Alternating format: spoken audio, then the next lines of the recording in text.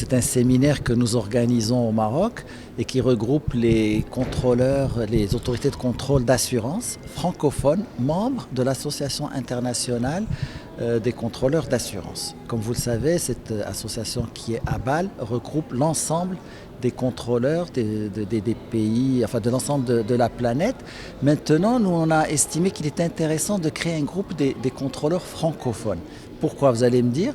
Parce que souvent les travaux sont en anglais à Bâle et parfois les gens qui n'ont pas la bonne maîtrise de l'anglais peuvent être marginalisés. Donc l'idée effectivement c'est de créer ce groupe pour faire d'une certaine manière un petit peu pression pour que les travaux puissent se passer également, en tout cas puissent être traduits en français, que la documentation puisse être traduite en français. Voilà, et donc ce groupe-là nous fait l'honneur évidemment d'être parmi nous au Maroc et c'est l'occasion de traiter de sujets qui intéressent l'ensemble des contrôleurs francophones. Alors évidemment il y a la France, la Belgique, la Suisse, le Canada, mais la plupart des pays viennent d'Afrique. Et pour vous, disons, illustrer l'intérêt de cette rencontre, c'est que on attendait une vingtaine de personnes, nous en sommes à une soixantaine. Donc en fait, le Maroc attire énormément nos amis africains, ils se font un plaisir d'être parmi nous et on se fait un plaisir de les recevoir. Les participants ont déclaré qu'ils étaient très surpris par l'expérience marocaine en matière de fonds de garantie. Oui, alors globalement, le Maroc est un pays qui est relativement avancé dans le secteur de l'assurance. Nous sommes le deuxième marché africain, derrière l'Afrique du Sud, mais loin devant des pays comme l'Égypte ou le Nigeria avec ses 200 millions d'habitants. Donc c'est un marché qui est florissant, qui croît à une vitesse qui est supérieure à celle du PIB marocain, au moins 3 fois plus vite.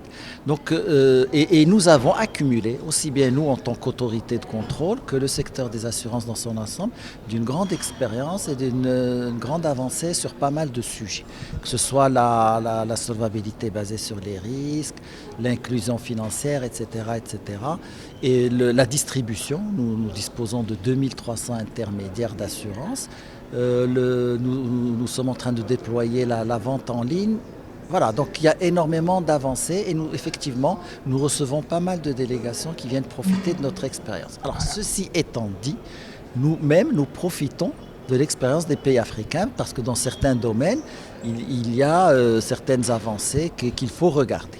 Je n'ai pas encore les chiffres définitifs, mais on a une croissance qui avoisine du chiffre d'affaires qui avoisine les 10%.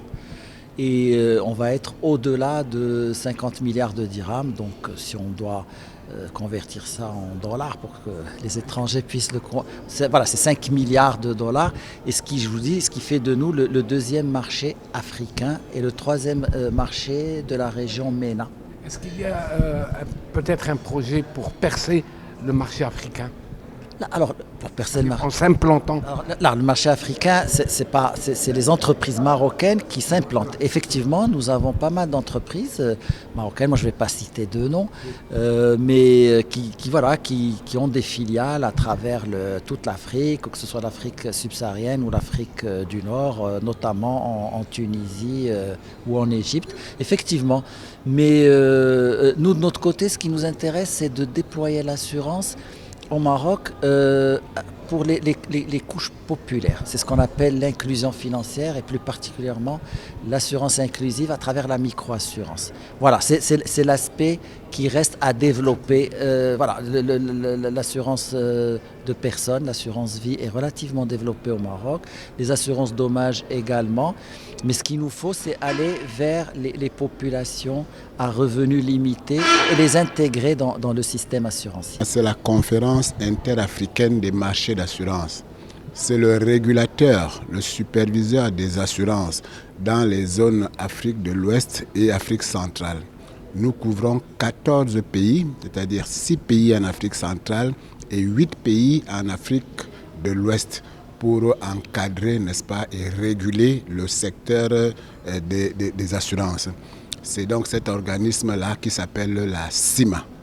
Je suis ensuite très heureux et je voudrais exprimer ma gratitude n'est-ce pas, au gouvernement marocain, au royaume, qui a bien voulu nous inviter à participer à cette rencontre. Je voudrais dire un merci particulier également à la CAPS, le régulateur marocain, pour cette invitation-là.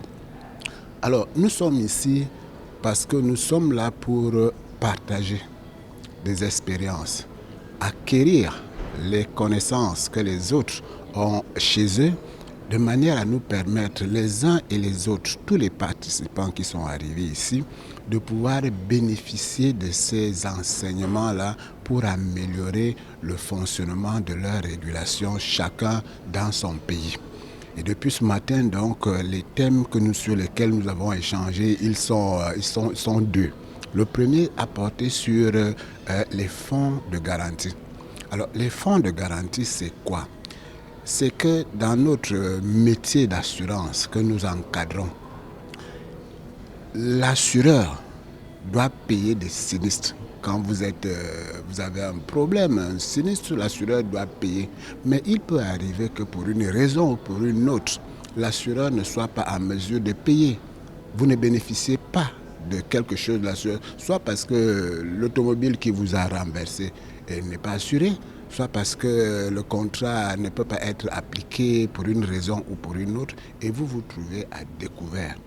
C'est un premier aspect des choses. Il y a aussi des cas où vous avez cotisé votre argent, votre épargne dans l'assurance vie, dans une compagnie d'assurance.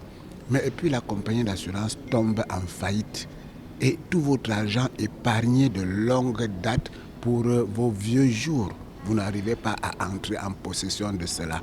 Alors, comment faire pour que ces personnes-là qui sont victimes et qu'on ne peut pas indemniser, ces personnes-là qui risquent de perdre leurs épargnes dans une compagnie d'assurance qui tombe en faillite, comment on fait pour leurs droits? Et c'est l'objet donc des fonds de garantie. Ces fonds de garantie donc doivent prendre le relais pour que les victimes reçoivent leur indemnisation. Et ces fonds de garantie sont donc l'objet, le premier sujet des échanges des régulateurs où nous nous sommes retrouvés, comment on doit faire pour que les gens bénéficient de ce qui leur est dû. Est-ce que ce fonds de garantie est déjà présent, assuré par des pays africains?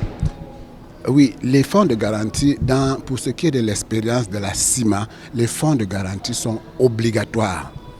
Mais de nos 14 pays, il y en a à peine 3 ou 4 qui ont déjà pu mettre ça en place et les autres sont en train de les mettre en place. Et ici, nous avons été informés, édifiés de l'expérience marocaine qui est déjà bien avancée sur la question. Et nous sommes ici justement pour voir comment le Maroc a fait pour que les fonds de garantie soient fonctionnels et répondent au problème qui est posé. Le but général de ces rencontres, c'est de favoriser les échanges entre contrôleurs d'assurance francophones parce que on s'est rendu compte que la langue pouvait constituer une barrière et que c'était beaucoup plus facile de se parler en français pour des francophones que d'être obligé de recourir à l'anglais que nous ne comprenons pas tous toujours très bien. Donc ça permet un cadre d'échange fluide, facile entre contrôleurs d'assurance francophone sur divers thèmes qui changent un petit peu. Alors j'allais dire chaque année, sauf qu'avec le Covid, ça n'a plus été chaque année. Mais l'idée maintenant serait de réavoir des réunions annuelles, chacune avec un thème d'intérêt pour les contrôleurs d'assurance de ce qu'on appelle la région francophone, même si c'est une région vaste, puisqu'elle va depuis le Québec jusqu'à Madagascar et même éventuellement au-delà, en passant par la Belgique, la Suisse qui est aussi représentée à ce séminaire. Le thème important, le thème dominant de la rencontre d'aujourd'hui et de demain, ce sont les fonds de garantie, en distinguant deux fonctions en fait un petit peu différentes. Les fonds de garantie accident qui indemnisent les victimes lorsque le responsable d'un accident est inconnu ou n'est pas assuré. Typiquement, c'est le conducteur de voiture qui prend la fuite ou qui n'est pas assuré. Et puis les fonds de garantie insolvabilité qui indemnisent les assurés lorsque l'assureur est insolvable. Donc c'est ces deux fonctions différentes qui parfois sont assurées par le même organisme, mais parfois pas parce qu'elles sont assez distinctes. Par exemple, en assurance vie, c'est surtout la fonction insolvabilité qui est pertinente.